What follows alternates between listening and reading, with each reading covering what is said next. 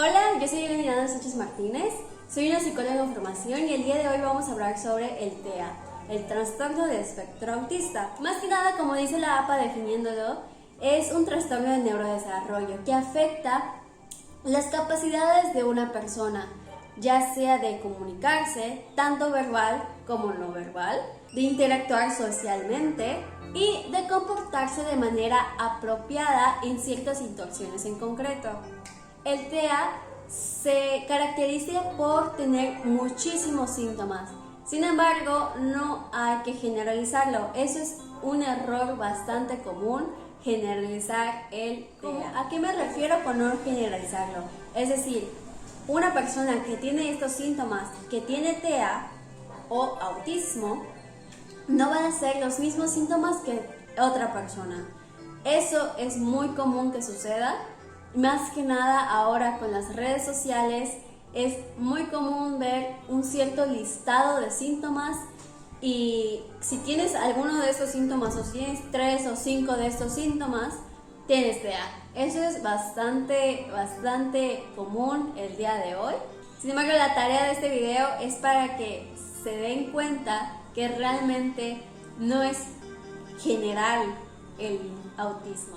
El TEA se diagnostica según los criterios del DSM-5, que es el diagnóstico y estadístico de los trastornos mentales de la quinta edición, es decir, el DSM-5 como anteriormente lo dije.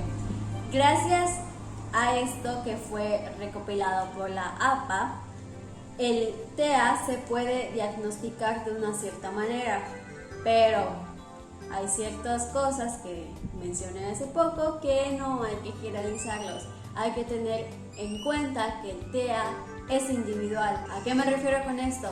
Cada quien tiene su propio mundo, cada quien piensa diferente, cada quien tiene ideas diferentes, es decir, no todos somos iguales. Y también esto pasa con el autismo. El autismo no es igual para una persona que otra persona. Hay que ser bastante individual para tratar con esto. Hoy en día no se conoce una causa exacta por la que se produce el TEA. Sin embargo, como dije anteriormente, es muy común que muchísimas personas alrededor del mundo vivan con autismo sin ni siquiera saberlo. Más que nada se diagnostican a los niños por ciertos comportamientos extraños que tienen en su vida cotidiana.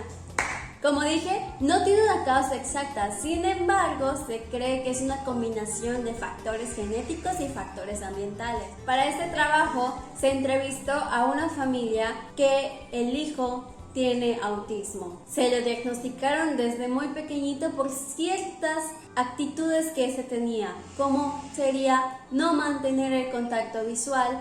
Es muy común con niños con autismo. No pueden mantener mucho el contacto visual. Tienen problemas de comunicación tanto verbal como no verbal. ¿A qué me refiero con esto?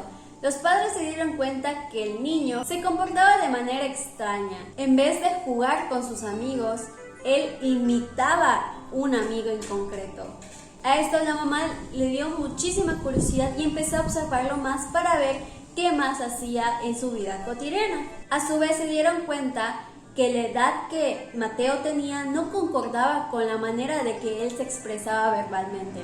Es decir, él no podía hilar una oración completa en el momento que le diagnosticaron con autismo. Pero el día de hoy se van a mostrar ciertos fragmentos que se recopilaron gracias al apoyo de la familia para mostrar, padres tienen que estar sumamente presentes para que el desarrollo de su hijo sea bastante favorecedor para este. Desde el primer momento que los padres supieron del TEA de Mateo, se pusieron las pilas y empezaron a investigar qué podrían hacer al respecto. Por lo mismo, lo metieron a diversos deportes, a natación, a básquetbol, a fútbol americano, a tochito, a taekwondo, que taekwondo le ayudó bastante. ¿Por qué? Porque el maestro de taekwondo es un psicólogo.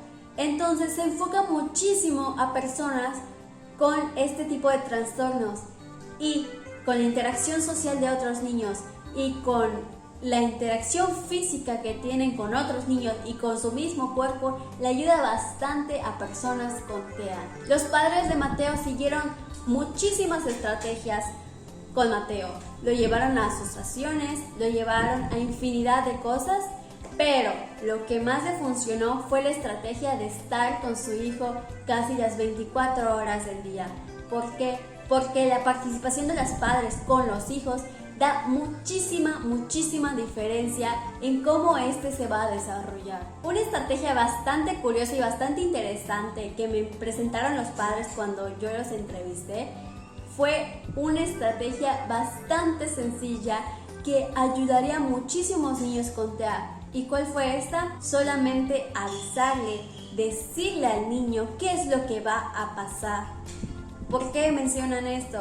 Los niños con autismo no pueden dimensionar ciertos tiempos. Nosotros podemos ver pasado, presente, futuro. Ellos se les dificulta mucho ver hacia el futuro, qué es lo que va a pasar. Entonces, los padres me mencionaron que una estrategia fundamental que ellos hacían en su día a día es decirle a Mateo qué es lo que va a suceder. Por ejemplo, yo cuando fui a entrevistarlos, se le dijo a Mateo que yo como psicóloga lo iba a entrevistar, le iba a hacer unas ciertas preguntas que no se va a ver tanto como preguntas, sino como una charla. Si Mateo se sentía incómodo por ciertas razones, porque no me tenía la confianza, porque no me conocía, él era totalmente libre de decirme no años. A continuación se presentará un pequeño video realizado gracias a los padres de Mateo para que nosotros veamos cómo ha sido su día a día y cómo ha sido el día a día de los padres con Mateo. Es un niño muy transparente, es un niño muy bueno, es un niño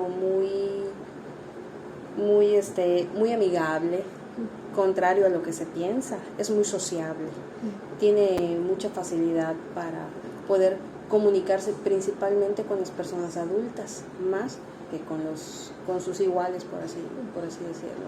Mateo, desde que nació, su desarrollo no fue el desarrollo de un niño típico, es decir, él tuvo muchos problemas, enfermedades que no tenían ni lógica ni genética, ¿ok? Entonces, pediatra nos recomendó ir con el neurólogo. Adicional a esto, nosotros ya habíamos notado que Mateo no hacía las cosas que normalmente los niños hacen a los 6, a los 7, a los 8 meses. Él no tenía tanto contacto visual, no se podía pediatra nos recomienda llevarlo al neurólogo. Hacemos la cita, lo llevamos, le mandaron a hacer una serie de estudios, se le hizo tomografía, se le hizo resonancia, se le hicieron electroencefalogramas. Mateo, desde los 40 días aproximadamente de nacido, tuvo unos periodos críticos en los cuales él presentaba epilepsia focalizada, es decir, él tenía las crisis sin perder el conocimiento. Eso es un factor muy importante que hay que destacar, es un síntoma claro del autismo cuando no hay un factor genético de por medio. En base a todos esos estudios y a una serie de entrevistas que nos hicieron, comportamientos que nosotros ya habíamos tenido, anudado a eso, Mateo también tenía crisis de ausencia. Tú le hablabas y le hablabas y le hablabas y le hablabas y Mateo estaba literalmente en pausa. Tenía los ojos abiertos, pero Mateo no estaba conectado con nosotros. Había que sacudirlo, tocarlo, moverlo para que él reaccionara. A la primera consulta con el neuropediatra, después de la encuesta, en la primera consulta nos dijo ya, pues él consideraba que era eso, más teníamos que confirmarlo y se confirmó ya con una casa especializada en diagnósticos del espectro autista. Sí, sin embargo, buscamos otras opiniones. A raíz del diagnóstico empezamos a bombardearlo con lo que nos dijeron y fue un buen consejo que nos dieron: terapia, y una terapia adecuada a el tipo de autismo, porque ninguno es igual, entonces cada uno demanda distintos tipos de terapia. O sea, desde el primer momento que momento. ustedes supieron de que Sí, Mateo... desde, Sí, el, primer momento empezó. desde que el neurólogo nos dijo que el niño tenía trastorno del espectro autista, Ujú. antes de que nos hicieran la evaluación por el centro de ayuda, nosotros ya habíamos empezado a darle terapia a Mateo. Ok, Sí, las presentan los niños con autismo, van a ir presentando claro. los estereotipos, pero es ir trabajando con cada uno conforme se van presentando. Bueno, es lo que nosotros hicimos. No sabemos, como repito, no todos los de autismo son iguales, pero en nuestro caso así fue. Y ya a partir de eso empezamos con el taekwondo, y se empezaron a trabajar los estereotipos y empezó a tener una mejoría, empezó a tener más adaptación. Él no jugaba con los niños, él jugaba entre los niños, pero él en su propio juego no jugaba con los niños. Ok. Lo que él hacía Repetía. era escoger entre todos los niños uno que o le gustaba algo de él, o la ropa, o el zapato, Los zapatos. o la conducta, o la manera en la que estaba actuando, pero se dedicaba a imitar al 100% lo que ese niño hacía. Y sí, sentimos que el taekwondo, el conjunto de todas las cosas que al mismo tiempo le empezamos a dar, bombardeamos a Mateo con terapia y con deporte, cosas que le gustaran, Claro. el tipo de terapia que le gustara. Entendimos que el autismo se puede, bueno, a él le ayudó mucho el autismo, el agarrarlo en emociones positivas, es decir, lo que le gustaba ir a la feria, al llevarlo a la feria, le hablábamos sobre la feria, le pedíamos que hablara sobre la feria, es decir, lo empujamos a que lo que le gustara por allá se expresara, interactuara, debido al gozo por ir a la feria, por ir a los caballitos, por ir lo que le gusta a un niño, ¿no? Que a fin de cuentas eso sí es normal, lo que le gustaba es lo que le gusta a cualquier niño de esa edad. Claro. ¿Sí? Y así no lo ve como terapia, tal cual. Exactamente, entonces era un juego y eso es lo que nos ayudó con él al principio, ¿no? Sí. ¿Y ustedes qué le dirían a personas que podrían estar escuchando este audio ahorita? ¿Qué es lo que puede ayudar a un niño con autismo? La intervención inmediata ante la sospecha o la confirmación del diagnóstico. Lo mejor que puedes hacer como padre es ayudar a tu hijo. Es una situación muy difícil, muy compleja, durísima como padre de aceptar, porque los diagnósticos generalmente van a ser muy fatalistas, pero está en uno como padre aceptarlo o cambiarlo para bien. Te comento, él tenía un diagnóstico en el cual pensaron incluso que ni siquiera iba a lograr tener lenguaje, pero un diagnóstico no es una ley. No significa que en el diagnóstico te dijeron tu hijo no va a poder ser independiente, no quiere decir que no lo vaya a hacer. Para eso estamos nosotros como padres y para eso existe toda esa comunidad enorme de terapeutas, para que los niños puedan desarrollarse de la manera más típica posible. Okay. Entonces ustedes dirían de que el apoyo, que estar con él, no es como que todo el día, pero siempre estar para él es lo mejor que...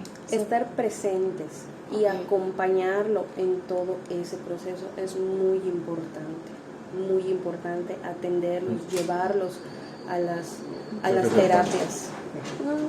El TEA en la edad adulta es muy general que pase desapercibido. Sin embargo, en los niños es muy común que se diagnostiquen con TEA. Pero nos dimos cuenta que seres queridos, padres, abuelos, tíos, cualquier persona que esté presente con una persona con autismo puede ser sumamente beneficioso para el mismo.